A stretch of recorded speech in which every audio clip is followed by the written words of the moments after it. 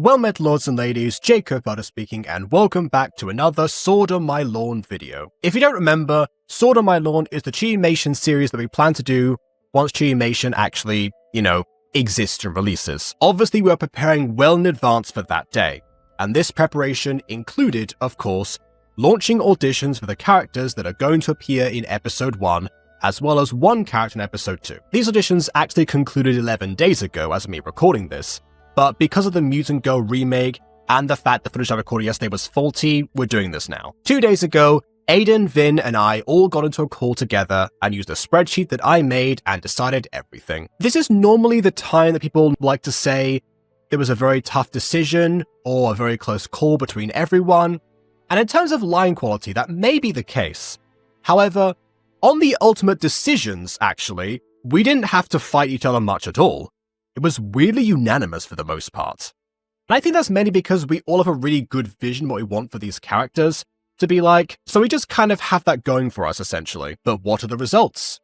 Well, we're going to go over the people that got the main roles as well as the backups, and also one extra thing that we didn't really go into, but we decided after auditions concluded that we needed to give somebody a bit of a surprise casting in this episode, as well as the rest of the series to come. But first, let's do the actual listed characters. So for the purposes of drama, I believe the custom is to start with the minor/supporting characters, or in this case, antagonistic ones. We're starting with Arthron today. Arthron was one that we left a lot of freedom for in order to pull off, actually. When I'm writing certain characters at least, especially if they're extras, a lot of the time I don't even assign them like a gender or anything, because normally a person designing that will do that eventually and it gives them more creative freedom. Arthron, of course, is not an extra character. They're an insectoid whose voice didn't actually matter in terms of what we were looking for, and that's why we left it up in the air, which resulted in a lot of variation between the voice lines. However, it seems like Aiden and Vin, who cast this one because I auditioned, both agreed on the lineup. The person assigned to the role was the one who pulled off the mystique and intimidation that we were apparently subconsciously looking for. And that person was Emily Nightwolf. The backup is me. Moving on to Sir Jestringham's Skirtner. This is one that I mentioned before that I got because I was the only person who auditioned.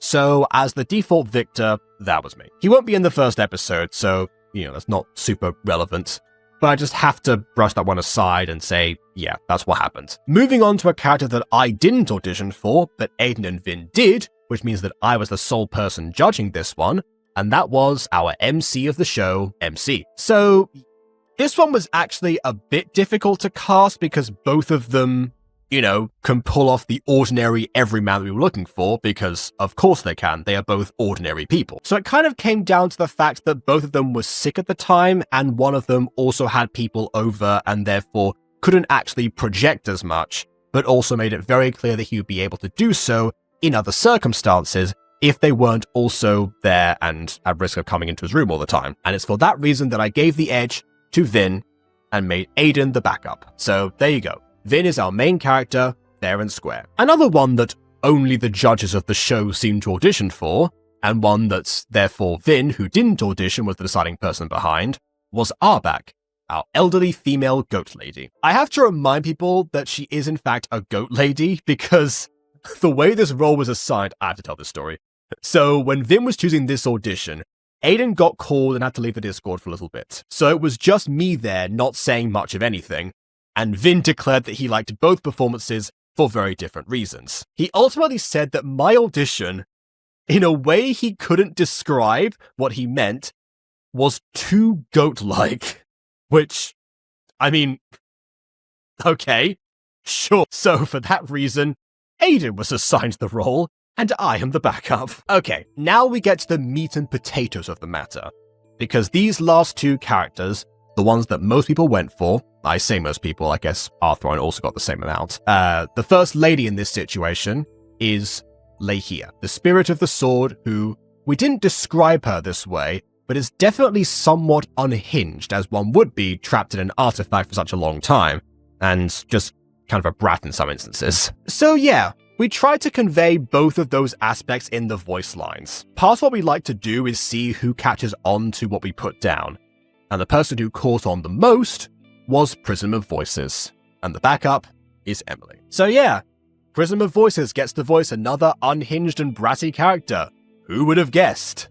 I doubt anyone's surprised this was a unanimous decision. I apologize for typecasting you, Prism, but also congratulate you on the new acquisition of this role. Now last, but certainly not least, aside from the mystery, we have Billie. It's common custom for whenever there's gacha auditions for voice acting, that it's the female character with the most lines that ends up getting the most auditions. I guess Billie is in joint first. However, she's the one that had the most enthusiasm behind her, and was also the one instance where there was actually somewhat of a disparity between the decisions. This was not a unanimous vote, because we swapped who wanted as backup and who we had to reject. But the yes was universal, and that yes goes to Bonnie the Bunny, or BTB, and the backup is once again Emily. Billie's able to be super enthusiastic and also panicky at the same time, depending on the situation.